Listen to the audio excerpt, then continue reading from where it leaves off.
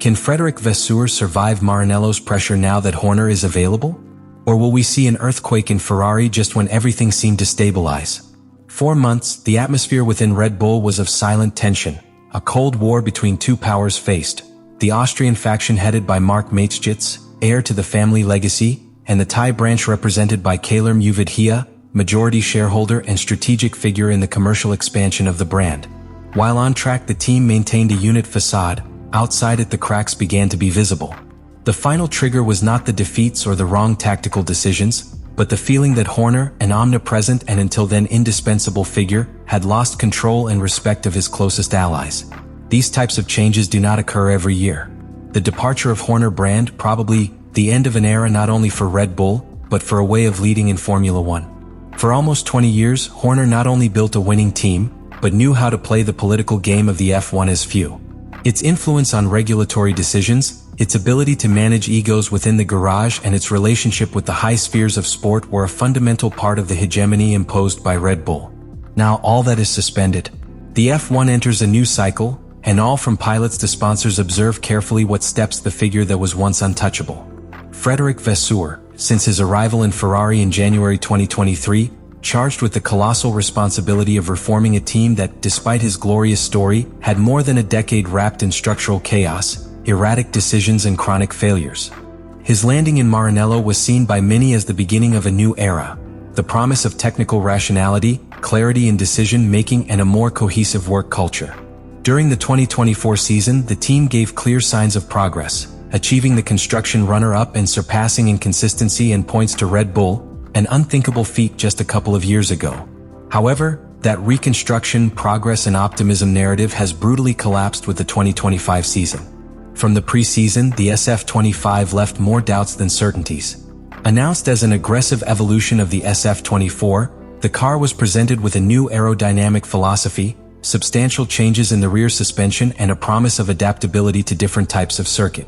But that promise has been reduced to constant frustration. The car suffers from an operational window so narrow that even minimal variations in ambient temperature completely unbalance the performance.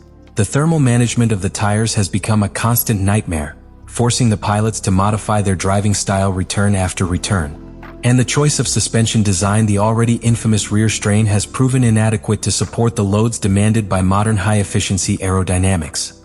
All this has placed Vasseur in the center of a media and political storm. Internally, he faces the constant pressure of a directive that has never been famous for his patience. Benedetto Vigna, CEO of Ferrari, has avoided publicly supporting its team director. His ambiguous answer in Silverstone, "Is Julio and we are discussing," not only reflects discontent, but feeds rumors about possible dismissal. The ghost of instability is again around Maranello, and it would not be the first time that the team makes drastic decisions in the middle of the season. The context does not help. With Lewis Hamilton in his first year in Ferrari, a positive dynamic was expected, an injection of leadership and experience. But not even the arrival of 7-time champion has managed to reverse the panorama. Hamilton has had difficulty adapting to the car and, although he has shown flashes of his usual talent, has not been enough to hide the structural deficits of the equipment. Charles Leclerc, on the other hand, has alternated brilliant performances with expensive errors, and its relationship with the team does not seem as fluid as in previous years. Thus, Vasseur is caught in a maze where the exits close one by one. The pressure for immediate results contrasts with the need for a long-term project. Its authority looks weakened every time a problem is repeated, every time a rival improves and Ferrari does not respond. And now, with an elite director like Christian Horner free in the market, the time to justify its continuity is reduced with each race. In Maranello, patience is scarce, and history has shown it. When the results do not accompany, the heads roll. And at this time, the head that is in danger is that of Frédéric Vasseur. The sudden availability of Christian Horner has put more than one structure inside the paddock. But it is in Ferrari where this movement generates a dangerous combination between opportunity and threat. In modern F1, team directors not only manage technical performance, but are public figures, political leaders, high-level strategists, and in many cases, key pieces in the construction of the competitive identity of a team. Horner, with almost 2 decades on the cusp of Red Bull, not only embodies that definition, transcends it. And its free presence in the market is like a shark smelling blood in the water. Ferrari smells like crisis, and that makes all the foci turn to Maranello. The possibility that Horner joins Ferrari is not new. In fact, there were discreet negotiations in the late 2022 when Mattia Binotto left office, and a direct intervention of Helmut Marko was necessary as leaked to convince Horner of staying in Milton Keynes with an improved contract and a promise of greater operational autonomy. At that time, Ferrari did not have the internal political conditions to absorb such dominant figure, but now the scenario has changed. The instability of the current project, the ambiguity of the directive with respect to Vasseur, and the pressure of the sponsors for immediate results make the name of Horner sound again, this time with more strength and more urgency. However, bringing Horner would not be a decision without consequences.